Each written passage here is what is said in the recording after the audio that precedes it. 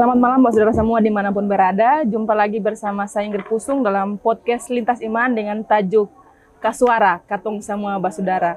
Di malam hari ini spesial karena kedatangan dua tokoh muda yang sangat luar biasa di Provinsi Maluku Utara. Yang pertama Pak Pendeta Albert Covid, MSc. Saya izin panggil Bapen. Ya, siap. Yang kedua Bang Asgar, Bapak Asgar Saleh, MSc. Ini salah satu tokoh yang memagikan sepak bola Maluku Utara. Mungkin ucapan selamat dulu. Ya, amin. Maluku United menang malam hari ini. Bapen Abe juga sebagai Ketua Klasis di Pulau-Pulau Bacan, izin, dan juga sebagai Korwil IMGPM Maluku Utara. Ya. Baik, di malam hari ini berkaitan dengan tema Katong Semua Basudara dalam podcast Lintas Iman, berbicara tentang falsafah orang semua basudara. Mungkin ada banyak hal yang harus kita diskusikan di malam hari ini, Bang Asgar dan Bapen, ya, bagaimana membangun kebersamaan, membangun nilai-nilai yang senantiasa mendorong persaudaraan di tengah umat beragama. Yang pertama mungkin bagaimana realitas beragama di Maluku Utara dalam pandangan Bang Asgar, izin sebagai pemuda. Ya, terima kasih Ingrid. Saya kira Maluku Utara ini kan punya jejak sejarah yang panjang.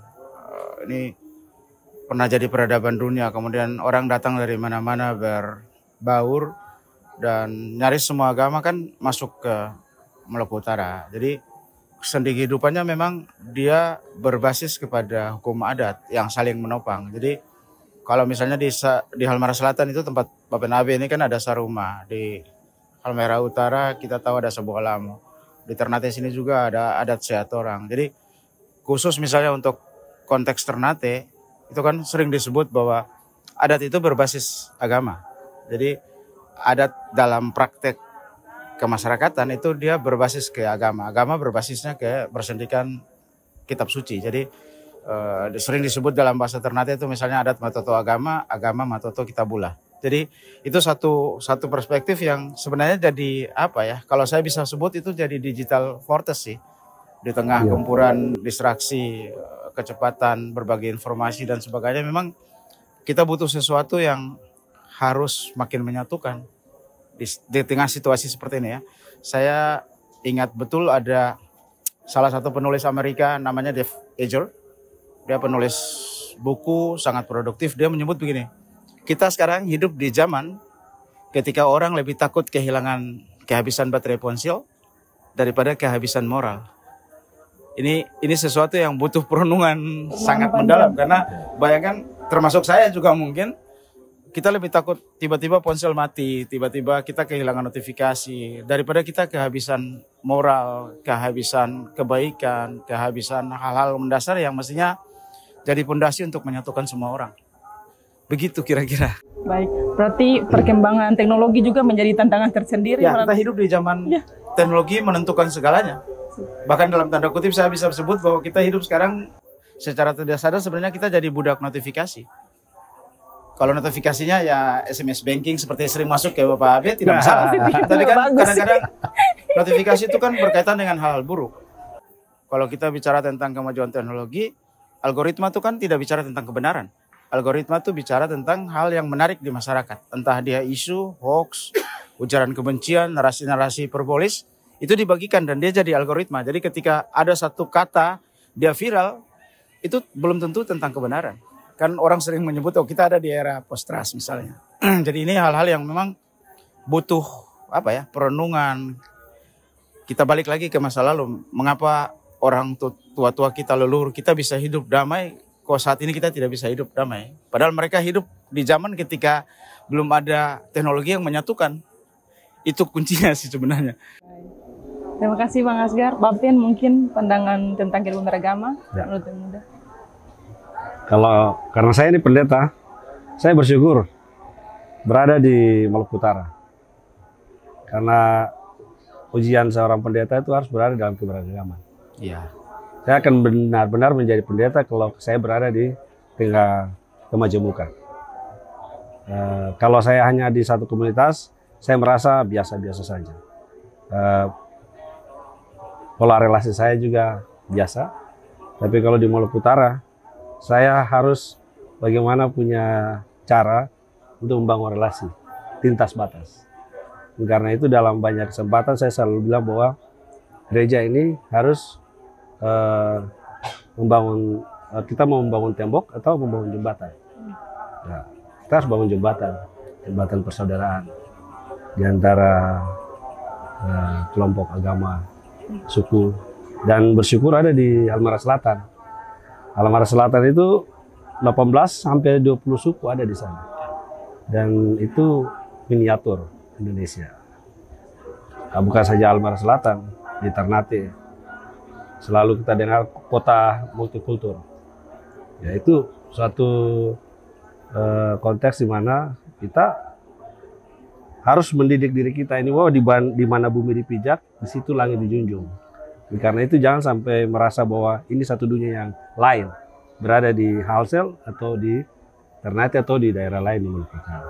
Jadi di situ. Terima kasih Bapin. Mungkin menarik bagaimana orang maknai perbedaan itu sebagai sebuah kekayaan. Jangan terjebak dalam tembok-tembok rumah ibadah orang, tapi harus bisa membangun jembatan. Mungkin tentang falsafah orang sama bersaudara, menurut Bapin, implementasinya dalam kehidupan beragama itu seperti apa? Ya, karena saya hampir sudah 5 tahun lebih di Bacan ya, di Halmahera Selatan. Falsafah itu menyatu dalam spirit Saruma. Saruma itu semua orang ada di satu rumah dan masing-masing punya perannya. Ada yang diurus dapur, ada yang urus, ya dibagi-bagi lah. Tapi semua itu harus dalam satu rumah. Dan karena itu saya sedang mendalami juga spirit atau budaya Saruma ini sampai hari ini. Karena apa artinya dia terpasang di logo atau slogan pemerintah daerah, tapi itu tidak ditemukan dalam satu realitas pemerintahan, tapi juga dalam hidup hari-hari. Nah, sebetulnya agama itu lahir dari budaya. Dan kita bersyukur punya budaya Saruma yang telah memberi pesan bahwa ini wilayah di mana kita semua bertumbuh. Kita semua ada, kita mandi dari air yang sama, kita minum dari air yang sama. Itu tidak mungkin kita bawa air dari mana-mana kita minum di sini, hanya mau menghindar untuk tidak minum air di satu tempat, kan gitu. Jadi menurut saya suatu anugerah ya berada di Maluku Utara ya, dan agama-agama harus hidup di tengah-tengah konteks demikian. Dia tidak boleh membentengi dirinya bahwa ini ada satu nilai yang berbeda, kemudian saya ingin menggeser nilai kebudayaan ini, lalu kemudian memaksa menjadi sama. Tidak. Kita harus bertumbuh dalam kebudayaan masyarakat setempat. Baik, Banggar mungkin tentang falsafah orang sama saudara dalam implementasi falsafah orang semua bersaudara sebenarnya dalam konteks Maluku Utara itu kan kita punya slogan Marimo Ingoni Futuro. Itu kan merekatkan semua yang tercerai dalam satu kesatuan. Kemudian dalam beberapa tradisi di masing-masing daerah, Saruma misalnya tadi Bapak Nabi sudah bilang, kemudian di Ternate ada tapi substansinya sama sih, bagaimana merangkai itu. Jadi kalau kita bicara sejarah masa lalu, saya ingin membagikan sebuah story. Dalam masa pemerintahan Sultan Hairun, Sultan Ternate, itu datanglah bangsa Portugis. Kemudian ada salah satu frater yang ikut menyebarkan Injil di sini. Dia membangun gereja tertua di Ternate, namanya Franciscus Xaverius. Dia sangat dekat dan jadi teman dialog yang sangat intens. Setiap sore dia pasti ke Istana Sultan, kemudian berdiskusi dengan Hairun. Sampai satu saat, dia mengajak Sultan untuk memeluk agama Kristen. Jadi dia menyebut secara terbuka bahwa bagaimana kalau Anda ikut saya untuk memeluk agama Kristen. Dan jawaban Hairun waktu itu menurut saya amazing sekali. Melintasi batas iman. Karena dia bilang, frater tidak perlu khawatir. Nanti kemudian di satu titik kita akan bertemu Tuhan yang sama. Itu kan maknanya sangat dia menolak tapi dengan meyakinkan bahwa sebenarnya kita percaya Tuhan yang sama.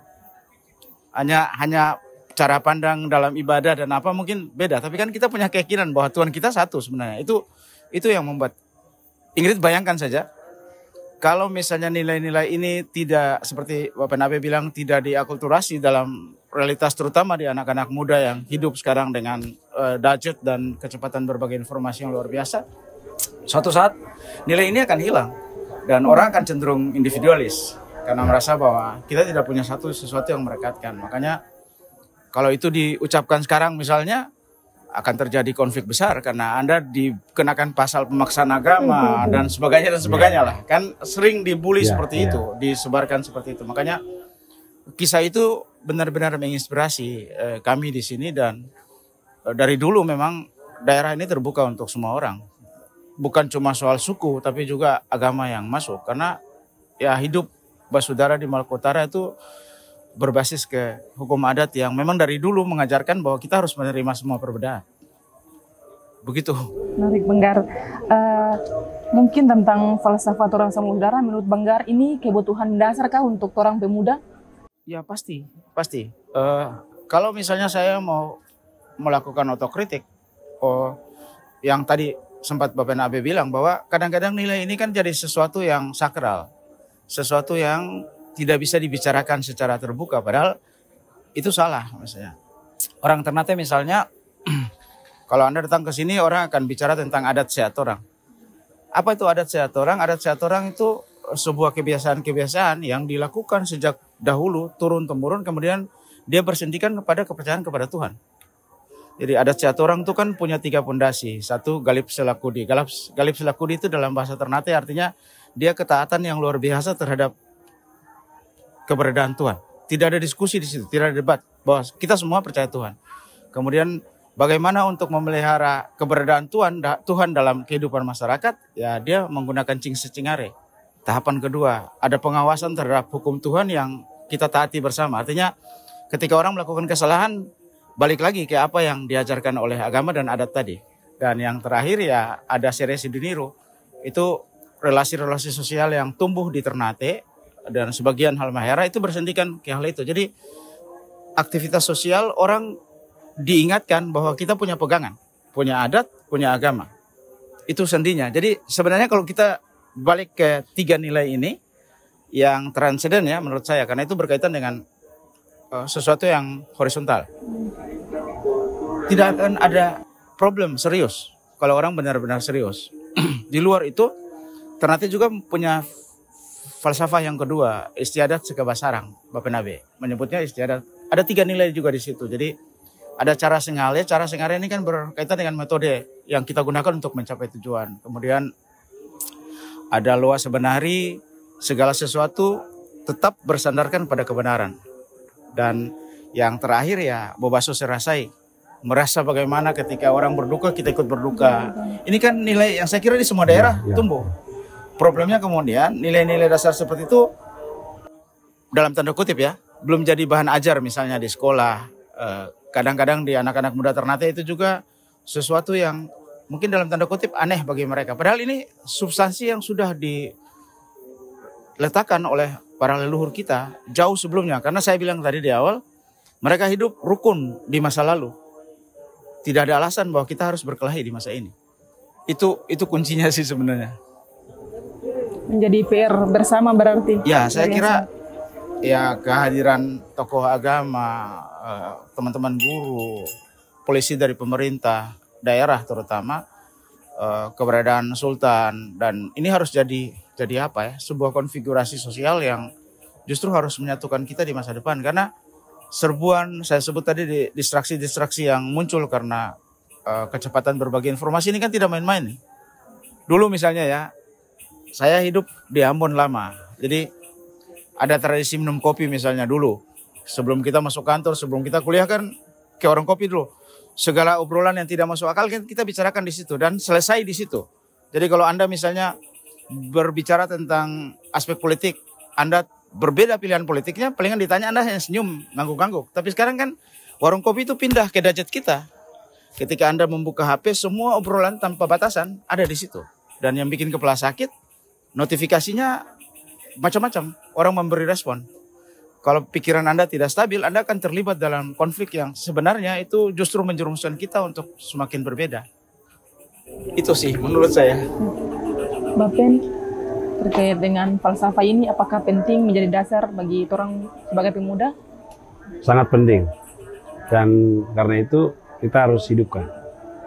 Saya mengibaratkan orang saudara ini seperti kita merasakan apa yang dirasakan orang lain, dan orang lain merasakan apa yang kita rasakan. Karena itu beberapa kesempatan misalnya di Bacan misalnya, ketika terjadi satu bencana, misalnya saya kasih contoh di Kuo, di Gane Timur ya, itu saya ajak teman-teman pemuda, kita tidak hanya untuk diri kita sendiri. Ada saudara-saudara kita yang sedang menderita. Dia bukan satu gereja, dia bukan seagama. Tapi baiklah kita gerakan kemanusiaan kita untuk menolong. Karena itu kita kolaborasi. Kita ajak pemuda, Angkatan Muda, GMKI, GAMKI, dan teman-teman OKP Muslim juga kami libatkan. Dan kami bareng-bareng. Karena mereka adalah saudara. Mereka bukan orang lain. Dan karena itu, itulah yang mesti dihidupkan. Semangat merasakan apa yang dirasakan orang lain. Ya, orang lain susah, kita turut mengambil bagian dalam kesusahannya. Atau juga kalau orang lain itu punya kegembiraan, cerita aja kita sama-sama. Tidak ada era di mana kita ini menutup diri. Orang bersaudara ini juga kayak kalau seperti di Alkitab ya, kita ini ibarat ada yang bagian tangan, ada yang kaki, ya semua harus menjadi satu dalam suatu spirit membangun masa depan ya. Tapi juga hal-hal yang berkaitan dengan kebajikan universal yang harus kita hidupkan dan membutuhkan semua peran kita. Ale rasa beta rasai kalau orang Ambon bilang. Apa potong di kuku rasa di daging? Ya, kira-kira begitu. Ya. Tapi kalau orang lihat kehidupan pemuda di Maluku Utara, kalau soal ngana rasa kita rasa itu di kalangan mahasiswa gitu cukup, menurut Bang Asgar cukup adalah ketika ada bencana sama-sama turun di jalan galang dana ya, misalnya. Masih ada. Atau misalnya dulu ini ingat waktu zaman-zaman masih mahasiswa atau orang misalnya galang dana untuk Palestina. Ya. Tuh pernah berpikir ini dari mana semua ada kumpul di Masjid Raya untuk sama-sama galang dana misi kemanusiaan untuk Palestina waktu itu. Dan itu kayaknya yang harus sama-sama orang bangkitkan sampai sekarang, itu menjadi tantangan mungkin bagi orang. Ya, karena titik temu kita ini kan bukan soal ajaran, kemanusiaan, lingkungan, kesehatan, pendidikan, itu yang menjadi titik temu pemuda agama, gereja, tapi juga Muslim dan yang lain. Titik temu kita di sini. Kita hanya bisa berjumpa dalam yang kayak gitu. Tidak mungkin memaksakan saya untuk mengetahui yang tidak saya ketahui. Tapi saya tahu bahwa ketika orang lagi susah atau lingkungan kita sedang rusak dan orang sedang dibodohi, ya kita punya tugas untuk memerangi kebodohan. Ya. Oke, baik. Bapak mungkin bisa diceritakan bagaimana peran pemuda di dalam agama sendiri untuk menciptakan persaudaraan? Ya. Saya cerita satu testimoni dan saya kira ini sudah kemudian sudah menjadi budaya. Satu ketika saya 2020 itu spontan ya, menjelang Idul Fitri. Malam kan ada pawai ya, pawai. Lalu saya sore jelang malam saya ajak teman-teman pemuda, ayo mari kita sambut bersaudara kita yang sedang menyambut hari raya Idul Fitri malamnya itu. Bagaimana caranya mereka tanya? Udah kita siapkan kain putih sebagai ketulusan kita, sebagai hati bersih kita untuk bersama-sama dengan saudara yang mau merayakan Idul Fitri. Kita siapkan obor juga karena malam supaya suasananya. Dan kita betul-betul melakukannya secara spontan dan tidak ada yang bertanya bahwa Bapen untuk apa? Tapi mereka merasa bahwa ini momentum membangun solidaritas bersama, persaudaraan. Karena itu kami gelar kain putih di depan gereja itu dan menyambut saudara-saudara yang mau merayakan Idul Fitri. Itu suatu yang luar biasa. Di Itu Ternate satu. waktu itu Bapen. Di Bacan, Di Bacan. di Labuhan. Dan itu sudah sekarang menjadi model jelang Idul Fitri. Teman-teman itu tahu apa yang harus mereka lakukan dan saya kira hal-hal seperti itu, hal kecil-kecil seperti itu yang bisa kita lakukan. Satu ketika saya membawa celana untuk ke tempat format tukang jahit. Lalu tukang jahitnya itu bilang, Pak Pendeta, kami di Muslim itu banyak faksi. Ada yang moderat, ada yang nasionalis, dan ada juga yang radikal. Dan di sekitar sini banyak orang radikal. Saya bilang, oh iya, terima kasih atas informasinya. Dan saya kira bukan di Muslim saja. Di Kristen punya ada aliran-alirannya juga. Tapi saya menangkap informasi yang disampaikan oleh tukang jahit itu. Saya lalu mengajak teman-teman, ayo kita ke masjid, kita cor masjid. Kebetulan mereka lagi aktivitas membangun masjid kan. Saya ajak, ayo kita rame-rame, kita pergi, kita bantu mereka. Skop pasir, semen, wah itu kan cor bagian atas masjid itu ya. Kita sama-sama. Kemudian persis Idul Adha, saya ajak pendeta-pendeta. Kita bawa sebagai bentuk ya, kalau memberi hewan kurban juga itu dalam tanda petik ya. Tapi kita hendak menyerahkan hewan untuk bersaudara jelang Idul Adha. Dan yang diterima itu adalah imam masjidnya. Kami bangga sekali waktu itu ditarik oleh semua perangkat masjid itu. Lalu saya ingat tadi apa kata tukang jahit itu. Oh ternyata tidak seperti itu. Di sini yang penting kita mau berjumpa, kita mau membangun interaksi yang tulus saja. Tidak ada maksud apapun misalnya kamuflase, tidak ada. Kita mau pergi bantu orang cor masjid atau kasih, bukan karena kepentingan lain. Tidak, itu ada rasa yang, oh ya kita harus mengerjakannya sebagai orang-orang yang hidup berdampingan di satu wilayah. Dan saya kira itu positif. Dan ini yang harus kita hidupkan kepada kalangan anak muda. Yang harus kita khawatirkan adalah seperti tadi Abang Gak bilang, akses informasi ini mereka lebih banyak belajar di TikTok. Siapa sih yang bisa membatasi informasi itu untuk anak muda? Mereka hari ini bangun tidur mengakses. Ada satu anak kecil, dia masih kecil ya, dia setiap hari karena dia selalu nonton tentang berita tentang Timur Tengah, ya. Dia setiap hari kan kalau orang di TikTok itu kan setiap waktu nonton berita itu akan muncul. Iya, lalu dia bilang, Papa, ini adik harus punya begini. Apa itu? Senjata. Jadi dari anak-anak sudah mengkonsumsi berita-berita kekerasan. Nah ini harus kita coba kembali ke pendidikan keluarga. Supaya bagaimana apa yang bisa diajarkan orang tua kepada anak-anak. Supaya mereka jangan sampai mengkonsumsi informasi di luar batas. Sesat ya. Dan banyak bukan saja di antar agama. Di dalam kekristenan itu banyak kita mau merasa ajaran kita itu bagaimana. Semua orang menyerap informasi sana sini. Nah itu tanggung jawab tantangan kita untuk menghadapi era ini. Ini era yang memang sulit dibendung juga ini.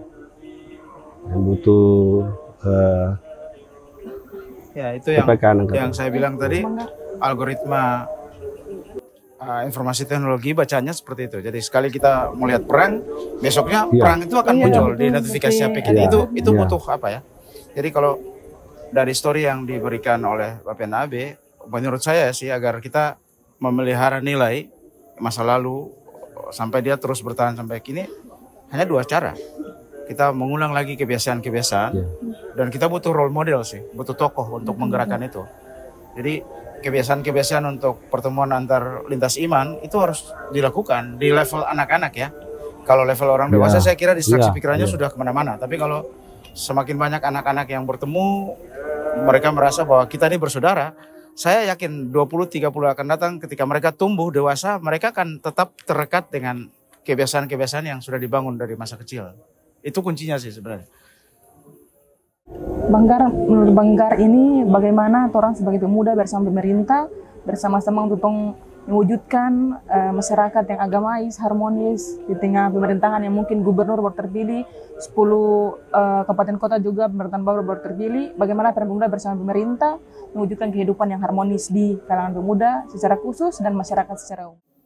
Kalau di Maluku Utara ini kan kasusnya, karena Ingrid sudah bicara tentang politik, kita kan menanti respon terhadap kepemimpinan Shirley Tjoanda. Dia itu kan perempuan, berasal dari minoritas, kemudian bukan beragama Muslim, agama terbesar di Maluku Utara. Jadi orang akan melihat sejauh mana. Jadi intinya kalau dia terus berbuat baik, kebijakan-kebijakan yang dilakukan kepada kepentingan masyarakat, dengan sendirinya dia akan menciptakan role model baru. Bahwa ternyata memang kita butuh kepemimpinan seperti ini. Bahwa nanti pada akhirnya orang akan menerima, semua orang akan menerima bahwa ternyata kita akan ada di satu titik bahwa kita butuh orang yang bisa membawa Maluku Utara keluar dari problem-problem sosial. Tingkat pengangguran masih tinggi, stunting masih tinggi, banyak hal, pengelolaan sumber daya alam yang berpotensi merusak lingkungan di masa depan. Ini kan tantangan yang serius. Jadi orang menunggu, terutama kepada sosok gubernur kita nih, perempuan, datang dari bukan suku terbesar, taruhlah begitu, meskipun sebenarnya itu juga pikiran-pikiran yang sesat sebenarnya, karena demokrasi tidak berada di level itu sebenarnya. Jadi kalau kita bicara tentang potensi anak muda, saya selalu bicara berulang kali bahwa jangan kita jadi political domain politiknya lebih besar. Jadi ketika ada pilkada, ketika ada demo, kemudian teman-teman mahasiswa diajak bergerak, bla bla bla, tapi di aspek sosialnya dia tidak bermain. Harusnya itu yang ditumbuh kembangkan. Bagaimana membesarkan itu, balik lagi ke soal kebiasaan. Kan banyak organisasi yang tempat mereka belajar. HMI, GMKI, ada di teman-teman misalnya AMGPM. Kalau sejak awal nilai toleransi, nilai basudara ini jadi kultur yang hidup di situ, saya kira itu akan membias keluar. Jadi kita butuh kelompok-kelompok kecil untuk mulai menyadari bahwa sebenarnya kita hidup untuk saling menyatukan. Saya selalu bilang begini, Ingrid, kan Tuhan ini punya kuasa yang tidak terbatas. Kalau dia mau semua orang di dunia ini beriman dan taat hanya kepada dia, ngapain dia kirim orang ke dunia? Kan cukup di surga saja bersama dia, dan orang tanpa batas waktu akan terus beribadah kepada dia. Tapi kan dia mengirim kita ke dunia. Tujuannya apa? Untuk menguji kapasitas kita sebagai pemimpin. Jadi Islam itu mengajarkan manusia dikirim ini kan membawa damai untuk seluruh semesta ini. Itu kan berat sebenarnya misinya. Karena dia akan menepiskan egonya, menepiskan kemampuannya untuk menerima orang yang lain, seperti tadi Bapak Nabe bilang. Ini yang jadi kerja besar sih sebenarnya, untuk menyadarkan. Kemudian kita butuh pembiasaan dalam best practice di level paling bawah, dan karena itu kita butuh role model untuk mendorong kebijakan. Bapak mungkin? Ya, saya bersyukur di Maluku Utara ini demokrasinya sudah semakin menuju ke sesuatu yang lebih baik. Saya membayangkan misalnya Ibu Shirley terpilih menjadi gubernur dalam konteks yang tadi Abang Ga bilang. Saya juga membayangkan seperti Gral Taliau yang juga menjadi anggota DPD RI dengan posisi teratas. Saya sedang membayangkan seperti Iran Roba. Artinya kalau pakai pendekatan agama, tidak mungkin. Tapi karena masyarakat Maluku Utara ini sudah jauh lebih terbuka, maka mereka bisa menjadi wakil rakyat, menjadi pemimpin di sini. Nanti masyarakat akan menguji apakah kepercayaan itu bisa mereka kerjakan dengan baik. Toh pada waktunya, misalnya ini kan proses yang berulang saja. Pada waktunya publik akan menilai, wah dia masih layak jadi pemimpin atau tidak, dengan kepercayaan itu. Dan kita berharap mereka yang telah diberi kepercayaan oleh rakyat betul-betul bekerja bagi semua, bagi kemaslahatan masyarakat, tanpa melihat perbedaan suku, agama, dan kelompok. Dan saya kira itu sebagai seorang Kristen, itu berharap dia harus menjadi alat damai sejahtera bagi semua. ya, tidak hanya untuk kelompoknya, sukunya atau komunitasnya. Saya kira itu makna dari kehadiran pemimpin, apalagi anak muda ya. Mereka juga masih muda, umurnya juga belum tua-tua amat. Wakil rakyat kita juga demikian. Dan jangan sampai kemudahan mereka itu mereka sia-siakan. Ya, itu pesan anak muda untuk para pemimpin muda kita. Terakhir Bapak, mungkin pesan-pesan yang disampaikan kepada pemuda bagaimana membangun persaudaraan di tengah-tengah kehidupan beragama. Ya, saya pesan untuk kawan-kawan muda ya, dalam konteks agama apa saja, teristimewa di Gereja Persaudaraan Maluku lah, yang ada di Sulat Taliabu, ada di Ternate, ada di Bacan Obi. Ayo, mari kita melihat perbedaan sebagai satu rahmat. Dan karena itu, kalau ada hal yang bisa memicu ketersinggungan kita anggap itu semacam vitamin lah untuk menguatkan lagi tali persaudaraan kita. Jangan pernah merasa bahwa kita ini hidup di dunia di luar orang lain. Kita semua hidup satu dunia, dan karena itu dalam kaitan dengan kepercayaan, saya setuju tadi di Abangga. Saya ingat seseorang yang namanya Sia Song. Saya simpulkan saja pendapatnya. Kita ini seperti piramida. Semakin ke atas kita menuju kepada satu titik. Kita hanya berbeda dalam tata cara beribadah, liturgi, dan juga ajaran. Tapi pada muaranya, pada tingkat ketinggian, kita semua menuju ke satu titik. Nah, titik ya yang Maha Kuasa, Allah yang menciptakan langit dan bumi untuk kita hidup di dalamnya. Karena itu, karena ini momen Ramadan ya, saya ingin mengajak anak-anak muda juga ini. Mari jaga silaturahmi di antara kita, menghargai satu dengan yang lain. Ya. Kita menjadi pemuda yang sadar bahwa saudara-saudara kita, teman-teman kita sedang menjalankan bulan suci Ramadan. Karena itu apresiasi dan penghargaan kita itu jauh lebih penting. Saya kira jangan sampai kita melukai saudara-saudara kita yang sedang beribadah dengan cara pandang yang sempit, atau juga mempertontonkan perilaku yang tidak mencerminkan bahwa kita ini betul-betul menjadi pemuda yang menjunjung tinggi nilai-nilai Pancasila, nilai-nilai keadaban publik, dan juga hal-hal yang bisa saja menolong kita untuk membersamai kehidupan kita di Maluku Utara, teristimewa di kota kabupaten. Kita harus hidupkan tali persaudaraan. Maluku Utara akan terbaca di luar tuh akan lebih baik kalau kota kabupatennya itu hidup baik-baik, ya. Sehingga jangan sampai nilai setitik merusak sebelanga Maluku Utara ini hanya gara-gara perbuatan kita. Kira-kira begitu, perbuatan yang tidak baik tentunya. Kira-kira itu pesan saya. Dan karena itu nanti sebentar lagi Idul Fitri, ya, sebagai anak muda gereja Persaudaraan Maluku khususnya mengucapkan selamat ya untuk memasuki Idul Fitri. Kami senang bersama-sama dengan rekan-rekan muda Muslim, Katolik, Hindu, Buddha. Kita semua orang bersaudara. Kira-kira sesuai dengan tema kita. Terima kasih. Terima kasih banyak Bapak. Makasih mungkin pesan-pesan yang disampaikan kepada pemuda bagaimana telah membangun persaudaraan yang lebih menghidupkan. Bapak sudah menyebut tadi Idul Fitri tinggal 10 hari lagi lah, kira-kira 2 minggu. Tadi saya rapat dengan teman-teman Panitia Hari Besar Islam PHBI untuk memastikan pelaksanaan sholat Id. Dalam diskusi yang begitu intens di rapat itu, tiba-tiba salah satu tokoh Muslim menyebut bahwa nanti tolong hubungi teman-teman AMGPM itu. Mereka biasa bagi-bagi Quran saat Idul Fitri.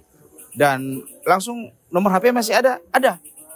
Saya benar-benar speechless lah begitu. Tiba-tiba ada ternyata model seperti itu di sini, dan itu sudah hidup berapa tahun terakhir. Jadi setiap Id misalnya teman-teman angkatan muda datang ke stadion, kemudian menyiapkan koran bekas, nanti dibagikan. Meskipun nanti yang yang kali ini tadi diskusinya mengarah ke situ karena memang kali ini sepertinya penggunaan koran akan dilarang karena itu apa ya, merusak rumput lapangan. Kalau misalnya kita jadi menggunakan gelar kiara, tapi minimal nilainya tumbuh gitu tanpa kita sadari. Jadi saya kira itu catatan penting saya bahwa memang di balik gemerlap kota ini, kita duduk di ketinggian menyaksikan Ternate yang sudah semakin genit ini, Bapen.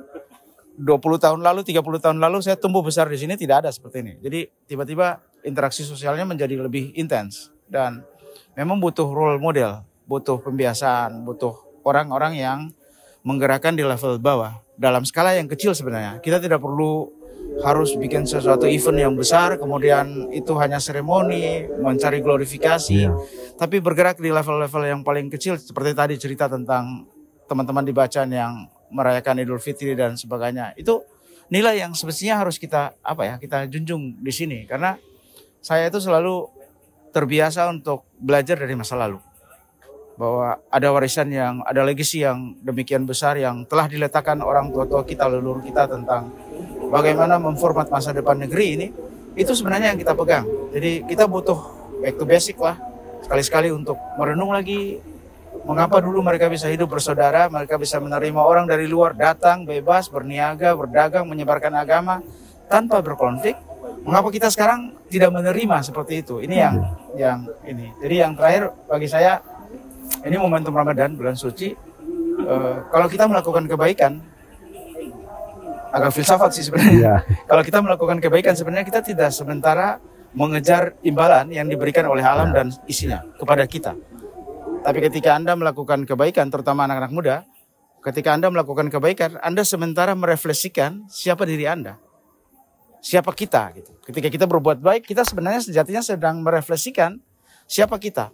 Karena itu nanti berkaitan dengan hal transenden yang saya bilang tadi, bahwa kita diutus loh ke bumi. Kalau misalnya tidak ada pasal tentang ujian untuk bagaimana kita bersatu, ya kita hidup di surga saja bersama-sama dengan Sang Pencipta dan tiap hari kita akan konsisten beribadah kepada Dia. Jadi ini hal-hal yang saya kira saya ingatkan lagi ya, kemajuan informasi teknologi luar biasa, nyaris tanpa batas, tanpa sekat waktu, semua orang bebas mengakses. Cerita Bapen tadi tentang anak yang melihat konflik di Timur Tengah itu kan sebenarnya jadi warning serius bagi kita. Separah itukah teknologi membuat orang kehilangan jati diri di level lokal? Ini yang harus kita ini. Jadi kalau bisa anak-anak muda di Ternate, di Maluku Utara, di Bacan, di Tobelo, di Maluku terutama, ya kita sudah mulai merefleksikan diri kita untuk berhenti jadi budak notifikasi. Jangan kita tergantung, karena di sini tidak ada hal yang benar. Dia membagi algoritma itu selalu membagi hal-hal yang viral. Dan itu dia tidak mengenal batas moral, batas ini. Itu yang mesti kita jaga untuk kebaikan ke depan. Saya secara pribadi memang lumayan lama bergelut dengan Gereja Protestan Maluku dan Anda bisa bayangkan kebanggaan diri saya.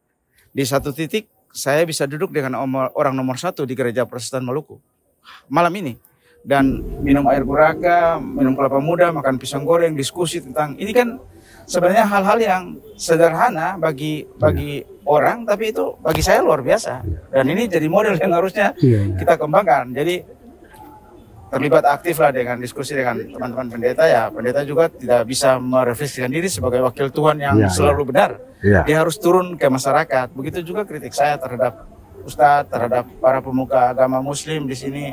Kita butuh role model yang turun untuk melihat realitas, mencari solusi ketika menemukan masalah. Itu yang kita butuh. Karena sekali lagi anak muda butuh role model. Dia tidak, jangan sampai misalnya dia menemukan role model itu dari TikTok, dari hal yang justru akan membahayakan masa depan kita. Begitu distraksinya kan akan makin jauh tuh. Saya kira itu. Terima kasih untuk Gereja Protestan Maluku sudah membuat, menurut saya ini podcast yang harus jadi role model juga ini. Pembiasaan-pembiasaan kita berdiskusi, membagikan ke publik, kemudian orang akan menikmati.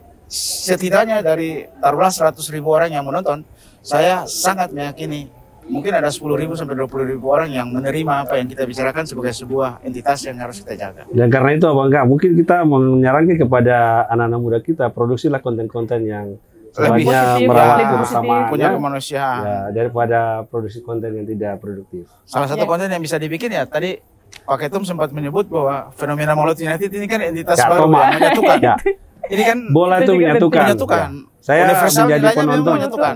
menjadi Jadi kan- penonton bertetangga dengan siapa saja, saya tidak kenal dia itu muslim atau dia, tapi Ya, kita ketika orang sama-sama datang menikmati. menikmati itu ini kan fenomena baru ya di Iya, Maluku Utara. iya. Ya, karena itu Maluku Utara tetap Toma maju ya.